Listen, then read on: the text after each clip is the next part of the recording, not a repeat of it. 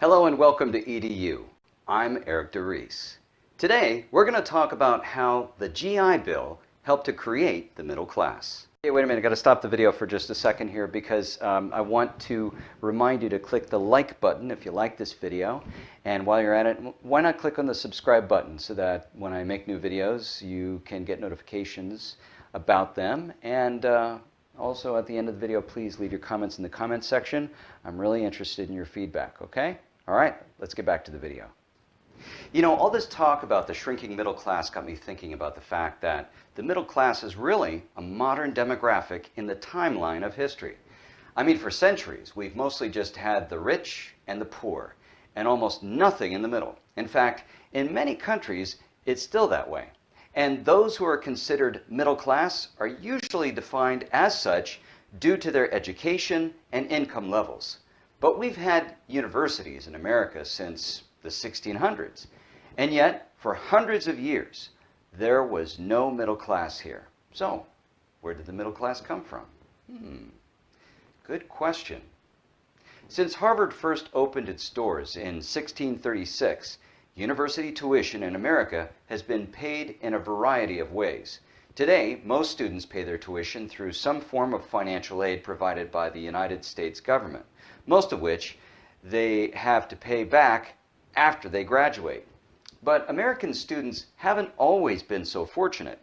During the first 3 centuries in American higher education, university standards were inconsistent and access was limited to a small group.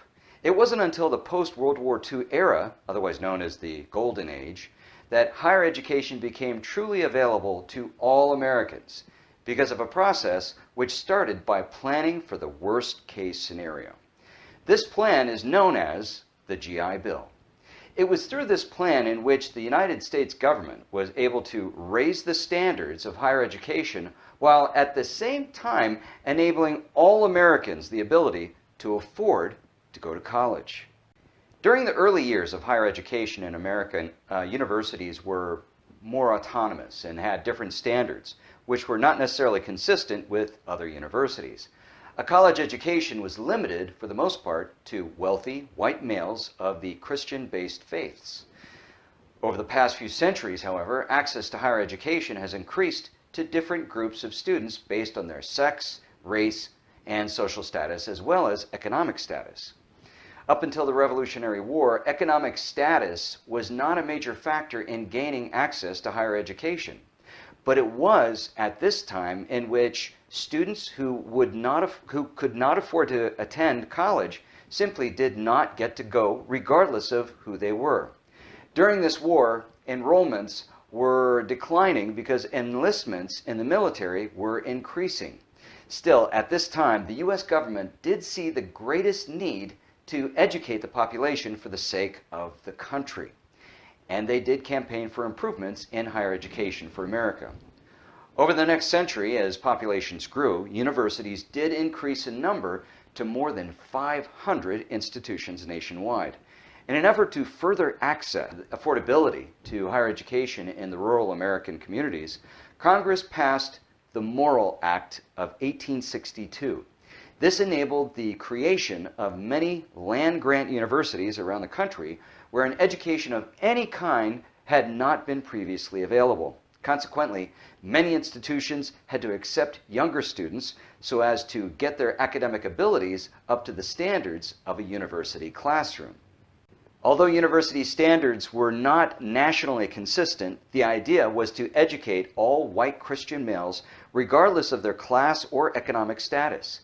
But despite this ideal, women did gain access to higher education because of the Morrill Act as well.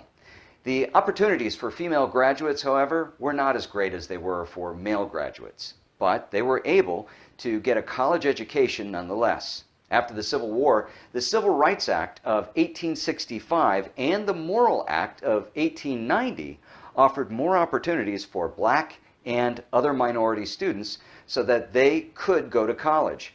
Again, their opportunities were limited, in their case because of their race. But in many cases, they were offered a full scholarship because of their race, since most likely they could not afford to go to college. Over time, access to higher education continued to increase.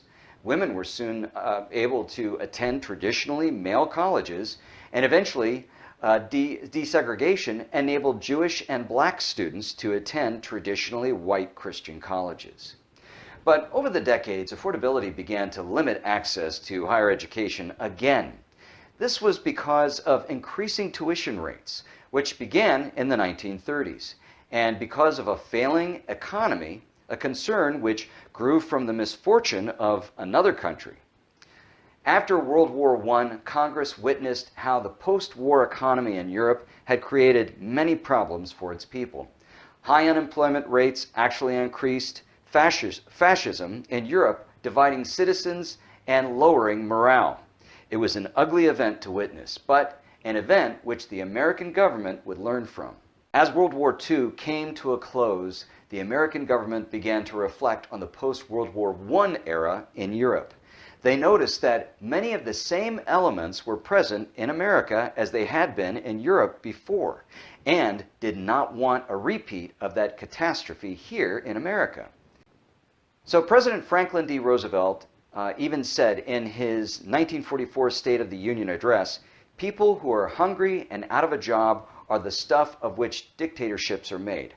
Having recovered from the Depression during the war, politicians knew that it was the industry created by the war which had created the new, stronger economy.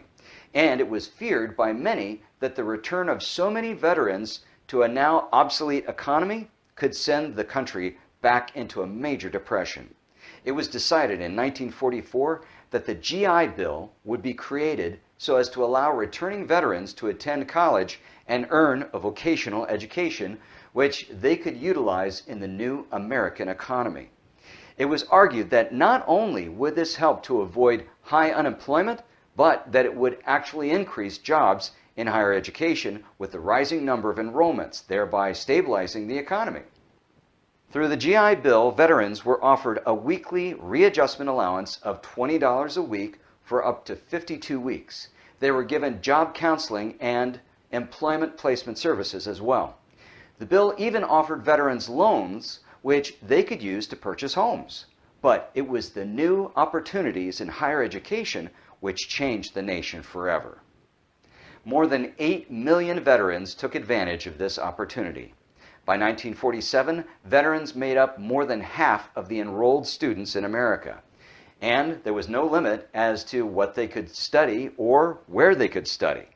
For the first time in history, a poor American farm boy who had come back from the war in Europe as men could now study law, medicine, or engineering at universities like Harvard, Yale, or Dartmouth for free.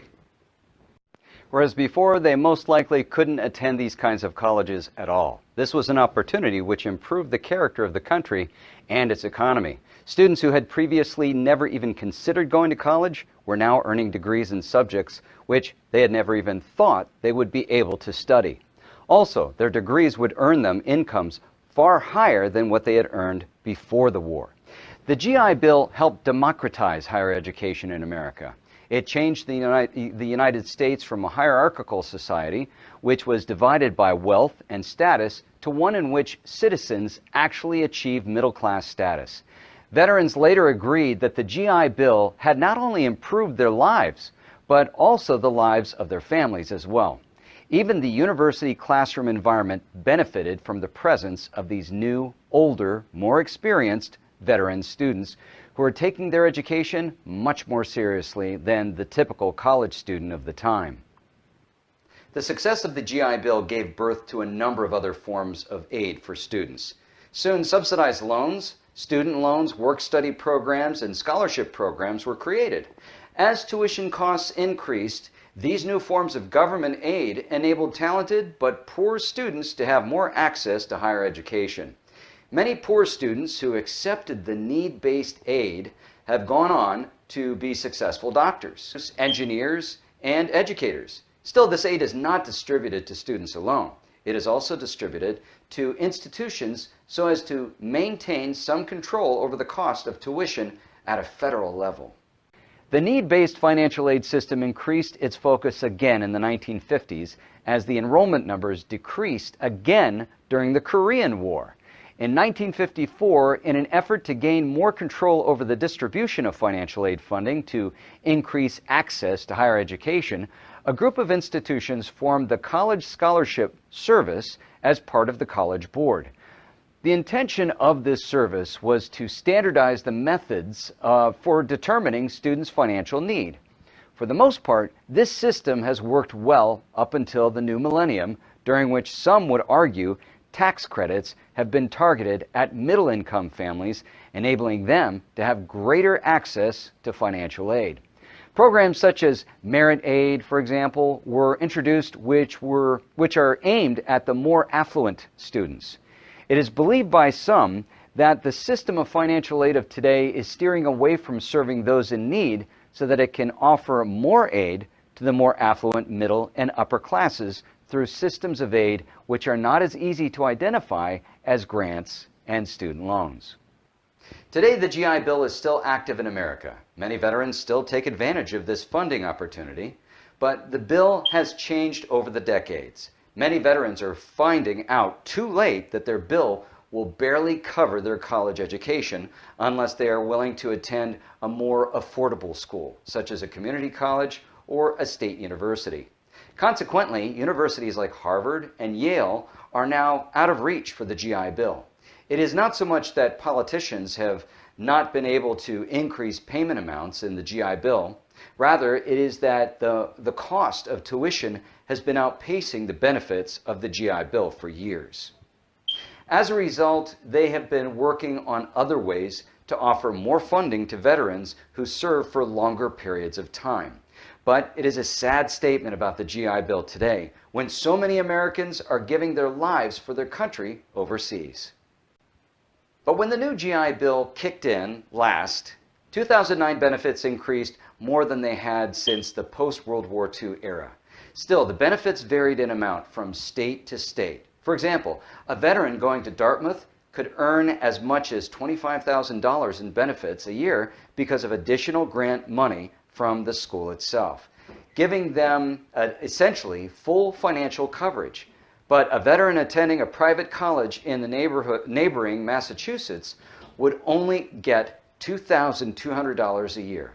Veterans in Texas could earn as much as $20,000 per semester to attend private schools there, while veterans in California would receive nothing for tuition.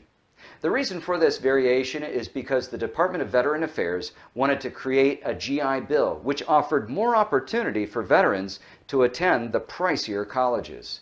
The previous GI Bill offered a standard one-size-fits-all stipend to all veterans regardless of the school or the state from which they came. The GI Bill of 2009 offered full coverage for in-state undergraduate tuition and fees. This was a much more generous GI Bill than its predecessor. And it offered veterans benefits equal in amount to the tuition at the most expensive public colleges within the same state. Unfortunately, this is to the disadvantage of veterans going to private colleges in states that have kept their public university tuition low. Still, it does not mean renewed access for veterans to schools which they haven't been able to attend through the GI Bill since the post-World War II era.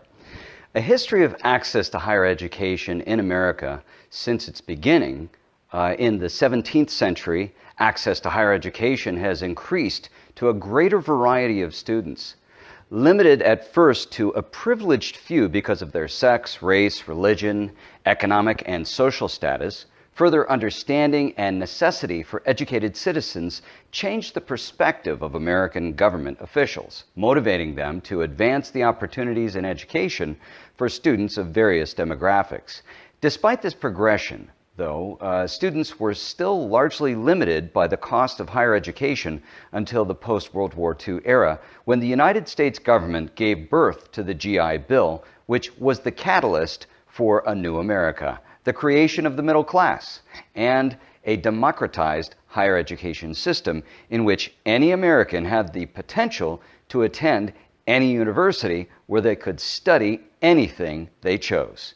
Today, Increasing access continues. Well, that's the end of this video. I hope you enjoyed it, and if you did, please click on the like button. And while you're at it, why not click on the subscribe button? Okay? Until next time, take care.